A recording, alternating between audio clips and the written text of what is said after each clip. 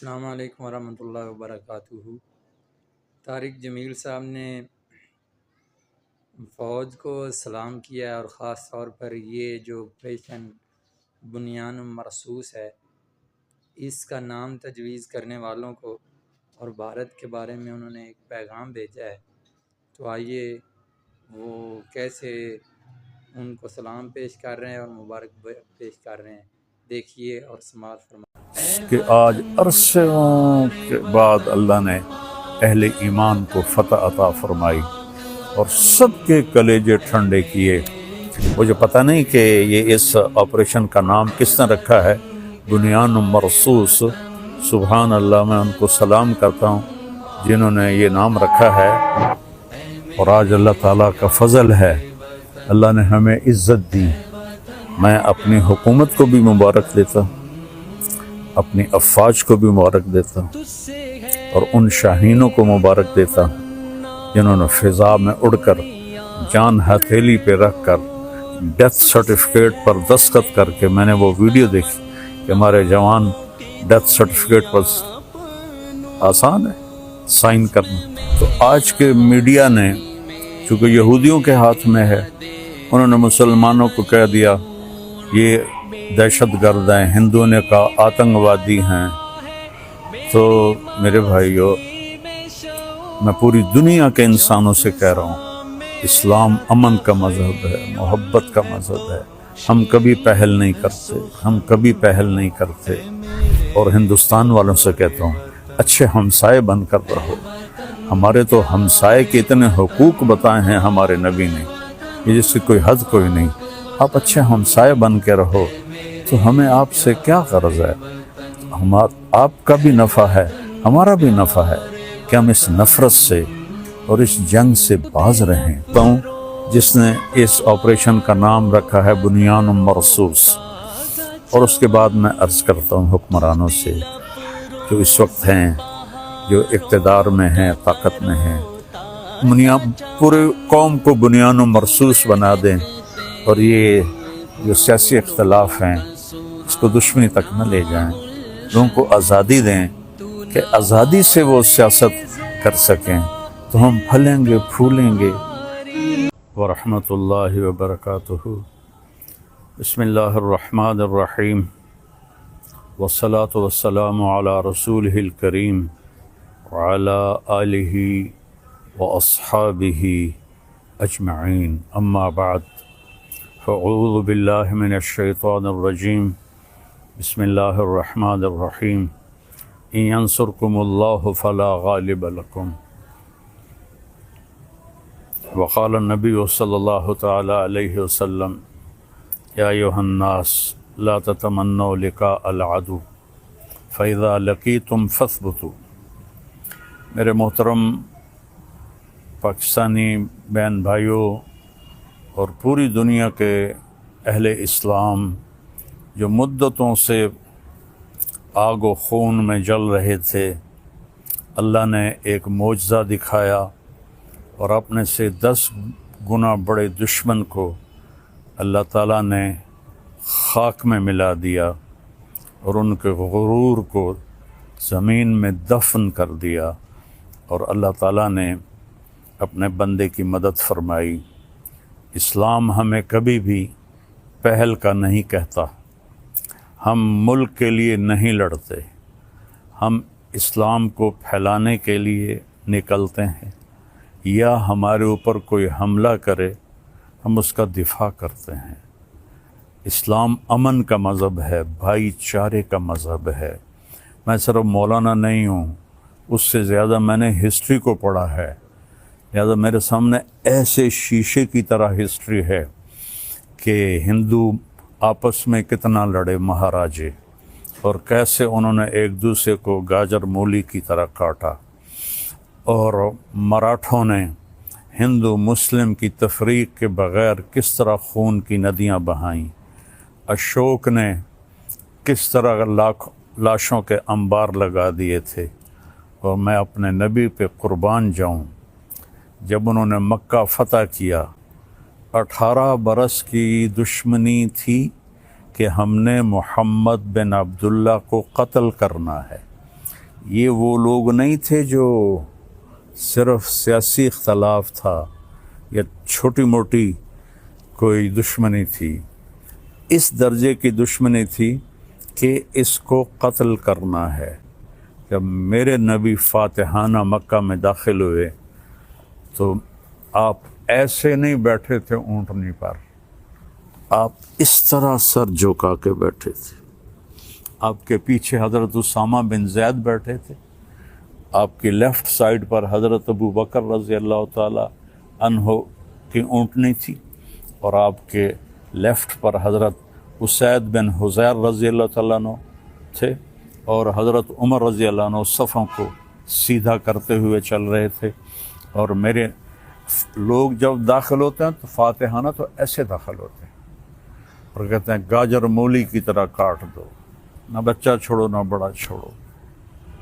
میرے نبی ایسے داخل ہوئے تھے، کجاوا جو ہوتا ہے نا اس کے اوپر آپ کی ٹھوڑی لگی ہوئی تھی، اور آپ کہہ رہے تھے لا الہ الا اللہ وحدہ، وہی ہے ایک اکیلا اللہ جس کا کوئی شریک نہیں، نصر عبدہ، اس نے اپنے بندے کی مدد کی، انجز وعدہ، اس نے اپنے وعدے کو پورا کیا، وہزم الاحزاب وحدہ، اور اس نے لشکروں کو شکست دی۔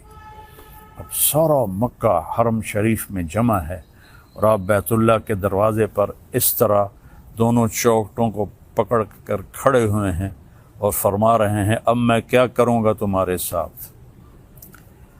خود قرآن کہتا ہے ان الملوک اذا دخلوا قریۃ افسدوها وجعلوا اعزۃ اہلها اذلۃ وکذلک یفعلون۔ بادشاہ جب ملک فتح کرتے ہیں عزت داروں کو ذلیل کر دیتے ہیں اور تباہ و برباد کر دیتے ہیں، لاشوں کے ڈھیر لگا دیتے ہیں۔ تو آج سارا مکہ انتظار کر رہا تھا کہ اب محمد کی تلوار چلے گی صلی اللہ علیہ وسلم۔ آپ نے فرمایا میں کیا کرنے والا ہوں تمہارے ساتھ؟ تو سہیل بن عمر ابھی مسلمان نہیں ہوئے، قریشی سردار ہیں، کہتے ہیں آپ بڑے سخی ہیں، سخی کے بیٹے ہیں، سخاوت کی امید ہے۔ تو آپ نے فرمایا جاؤ، جیسے یوسف علیہ السلام نے اپنے بھائیوں سے کہا تھا کہ تم آزاد ہو، تم پر کوئی جرم نہیں، میں تمہیں کہتا ہوں جاؤ تم آزاد ہو، تم پر کوئی جرم نہیں۔ سارا مکہ مسلمان ہو گیا آپ کی اس فیاضی پر، چونکہ یہ تاریخ میں ایسا کبھی ہوتا نہیں ہے۔ پھر آگے میں 2-3 واقعات سناؤں گا جس سے اسلام کا مزاج آپ کے سامنے آئے گا۔ دمشق پہ حملہ ہو رہا تھا جو شام کا کیپٹل تھا، اور جو رومن امپائر تھی اس کے 2 کیپٹل تھے، گرمیوں میں استنبول اور سردیوں میں انطاکیہ جو آج ترکی میں ہے، یہ اس وقت شام میں تھا۔ تو 2 طرف سے حملہ صحابہ نے کیا، ایک طرف سے خالد بن ولید، دوسری طرف سے ابو عبیدہ بن جراح رضی اللہ تعالیٰ عنہ۔ خالد بن ولید فتح کرتے کرتے کرتے ایک بہت بڑا گرجا تھا، اس کے آدھے تک پہنچ گئے تھے کہ ادھر سے ابو عبیدہ ایک دم آئے اور کہا تم تلوار چلا رہے ہو، میں نے تو ان کی صلح کی اپیل منظور کر رہی ہے۔ تو خالد بن ولید کو غصہ آ گیا، میں امیر ہوں، میری اجازت کے بغیر تم نے ان سے صلح کیوں کی ہے؟ کہا بس میں نے کر دی ہے، تمہیں نبھانا ہے۔ تو اب بتاؤ جو آدھا شہر فتح کر چکا ہو اور مال غنیمت اور کیا کچھ ہو، اور باقی آدھا بھی فتح ہو گیا، لیکن ایک آدمی نے کہا میں نے صلح کی اپیل منظور کر لی ہے، خالد نے تلوار نیچے کر لی، آدھا گرجا توڑ کے مسجد بنایا گیا اور آدھا گرجا رہا، اس کو جو توڑا تھا ایک طرف سے اسے مسلمانوں نے ٹھیک کر کے ان کو بنا کے دے دیا۔ پھر ولید ابن عبد الملک کے زمانے میں کوئی 60-70 سال بعد اس نے عیسائیوں سے وہ گرجا خریدا منہ مانگے بول پر، اور وہ مسجد بنائی جو آج دمشق میں ہے۔ یہ اور جو قیدی پکڑے گئے اس میں پتہ چلا کہ رومن امپائر کے بادشاہ کی بیٹی بھی قید ہے، چونکہ اس کا جو خامن تھا وہ دمشق کا گورنر تھا، اس کا نام تھا توما۔ تو حضرت خالد کو پتہ چلا کہ وہ قیدیوں میں ہے، تو انہوں نے فوراً اس کو وہاں سے نکلوایا، الگ خیمہ، اس کی باندیاں نوکرانیاں اور اوپر صحابہ کا پہرا لگا دیا۔ اور جب دمشق کا سارا سسٹم ٹھیک کر لیا تو 400 مسلمان سپاہیوں کو رومن امپائر کے بادشاہ کی بیٹی کے ساتھ بھیجا کہ جاؤ اور اسے انطاکیہ کیسر کے پاس پہنچا کے آؤ۔ اس وقت کا رومن بادشاہ کیسر تھا، ہرقل جس کو آپ ہرکلیس کہتے ہیں، ہرقل نام تھا۔ تو 400 سپاہی انطاکیہ کے بارڈر پر ہرقل کی بچی کو چھوڑ کے آئے اور واپس چلے گئے، اور کہا کہ کہہ دینا کہ ہم عزت داروں سے یہی سلوک کرتے ہیں۔ تو جب ہرقل نے دیکھا، حیران پریشان، تو اس نے پوچھا، بیٹی نے سارا بتایا، تو وہ رونے لگا کہ جس قوم کے یہ اخلاق ہوں تو یاد رکھنا ایک دن انطاکیہ بھی ان کے قدموں میں ہوگا۔ یہ اس کے الفاظ تھے۔ مسلمانوں کی ایک خوبصورت، مسلمان بادشاہوں نے وہی کیا جو باقی بادشاہوں نے کیا، لیکن میں تھوڑا سا آگے چلتا ہوں۔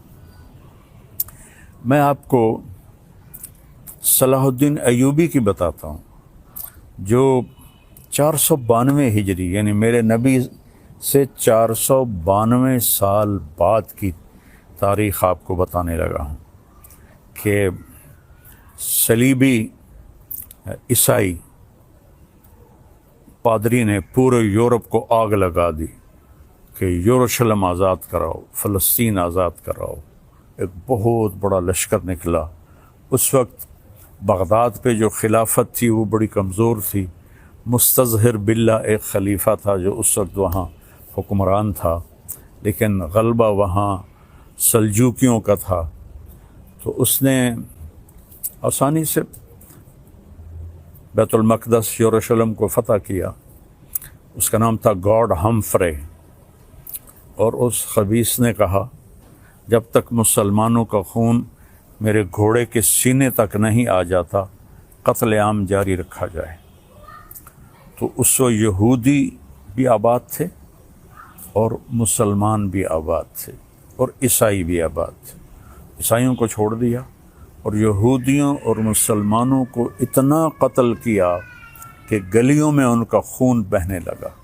آخر پادریوں نے وہ خون بالٹی میں بھر کے اس کے گھوڑے کے سینے پر مارا کہ چل تیری قسم پوری ہو گئی کہ مسلمانوں کا خون تیرے گھوڑے کے سینے سے لگ گیا۔ تب اس نے تلوار نیچی کی۔ 1099 اور 1187 میں یعنی 88 سال کے بعد جب صلاح الدین ایوبی رحمۃ اللہ علیہ نے فلسطین کو فتح کیا تو سارے مسلمان غصے سے بھرے ہوئے تھے، فوجی، کہ ہم بھی ان کو ایسے ہی قتل کریں گے جیسے انہوں نے ہمارے مسلمانوں کو قتل کیا تھا۔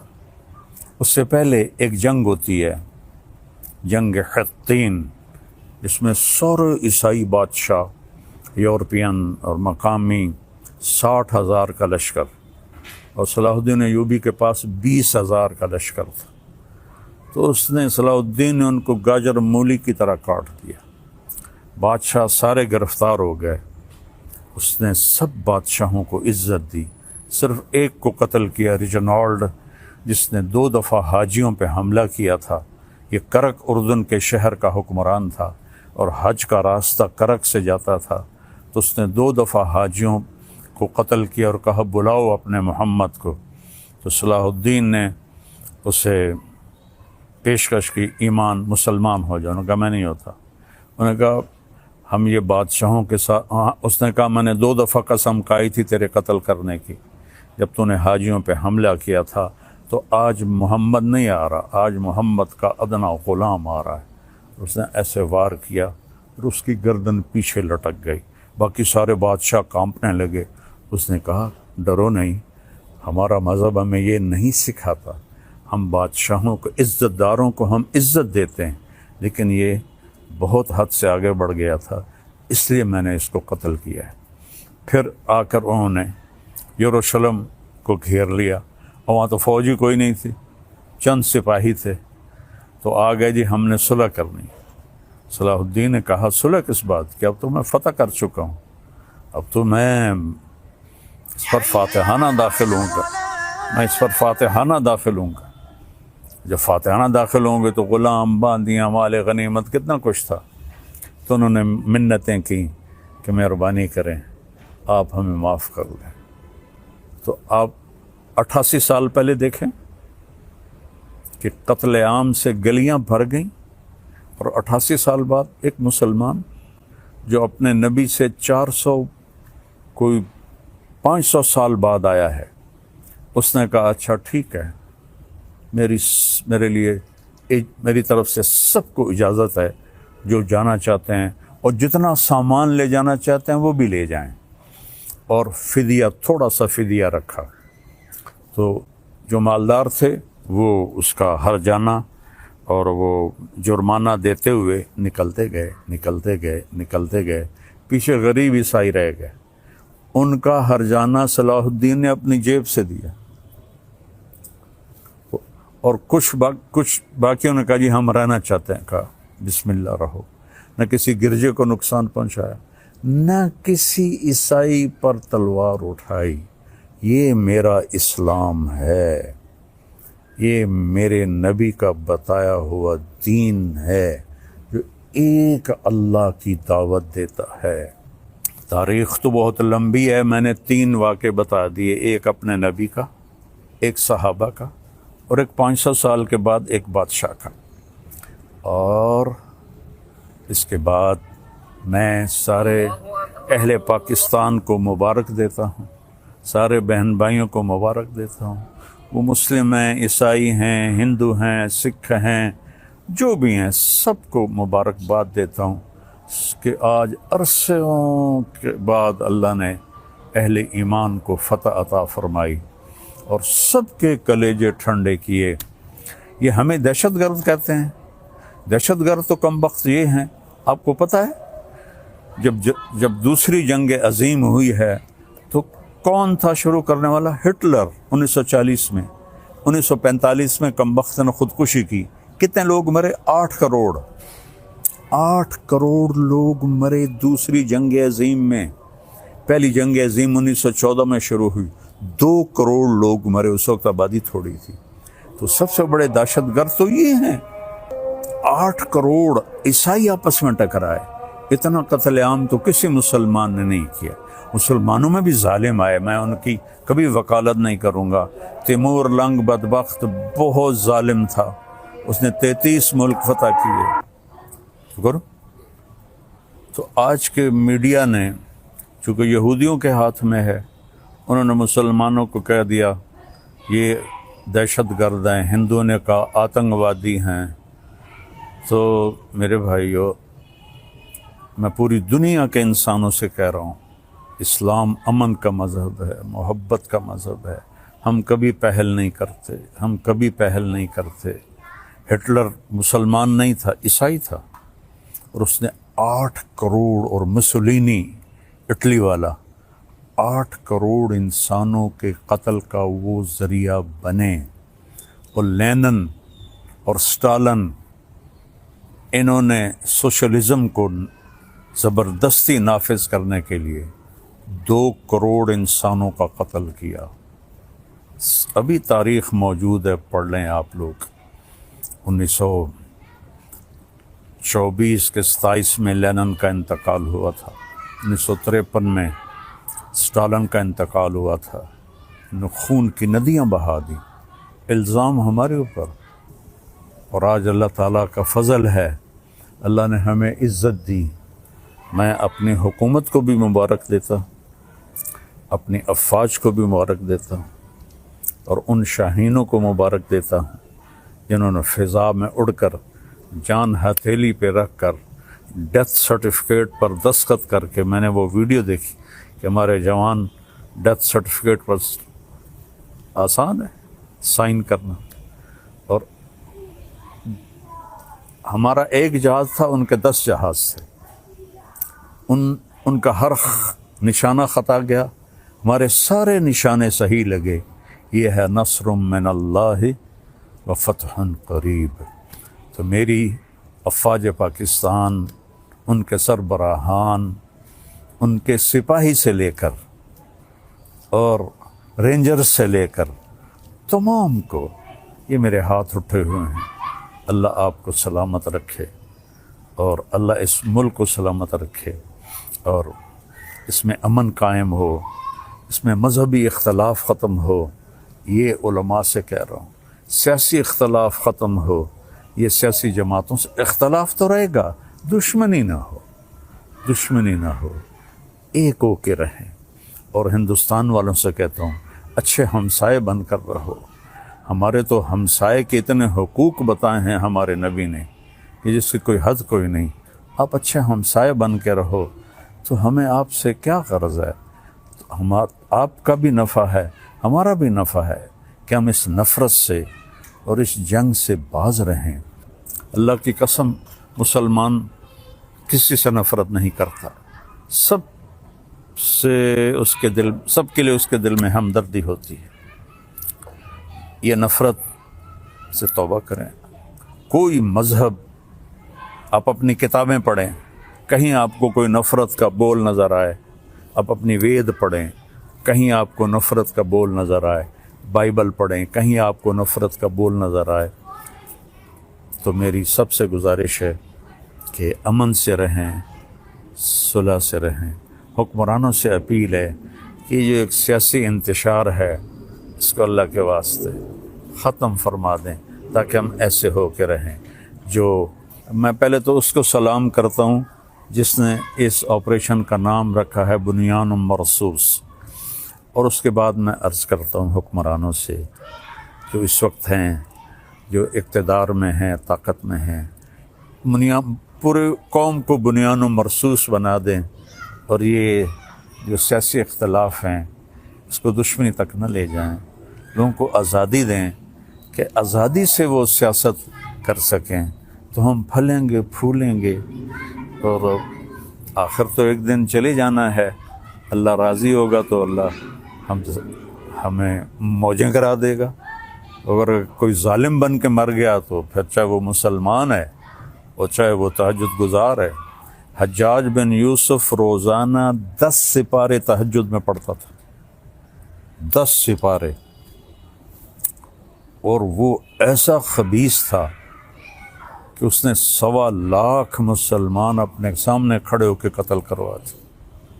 اور عمر بن عبدالعزیز نے اس کو دیکھا کہ وہ جہنم کی آگ میں، اور عبد الملک بن مروان جس نے اس کو بنایا تھا گورنر عراق کا، دونوں کی آنتیں باہر نکلی ہوئی ہیں، اور گدھے کی طرح اس کے گرد وہ چکر لگا رہے ہیں۔ اللہ ظلم معاف نہیں کرتا ہے۔ اس لیے بادشاہوں سے کہتا ہوں، اور اپنی افواج سے کہتا ہوں، اپنی عوام سے کہتا ہوں، علماء سے کہتا ہوں، اگر آپ ممبر پر بیٹھ کر میرے نبی کے دین کو ٹکڑے کر رہے ہیں تو آپ بھی بہت بڑے ظالم ہیں، ظالم ہیں، ظالم ہیں۔ دیوبندیت کو مٹا دو، بریلویت کو مٹا دو، شیعت کو مٹا دو، سلفیت کو مٹا دو۔ مسلم، میں مسلم، ہاں میں اہل سنت والجماعت ہوں، میں امام ابو حنیفہ کے فتووں پہ عمل کرتا ہوں، لیکن میں باقی سب کے لیے ایسے جھولی پھیلا کے دعا کرتا ہوں۔ تو یہ میرا آخری پیغام ہے کہ ہم اور نہیں تو سارے ایک دفعہ قومی ترانہ پڑھ لیں اور اسے یاد کر لیں، اور اس کا مطلب دیکھ لیں۔ میں 100 کے قریب ملکوں میں گیا ہوں، کسی ملک کا قومی ترانہ اتنا خوبصورت نہیں۔ اس کا مضمون، اس کی لے، اس کی دھن، سبحان اللہ۔ اللہ حفیظ جلندری کے درجے بلند کرے۔ السلام علیکم ورحمۃ اللہ وبرکاتہ۔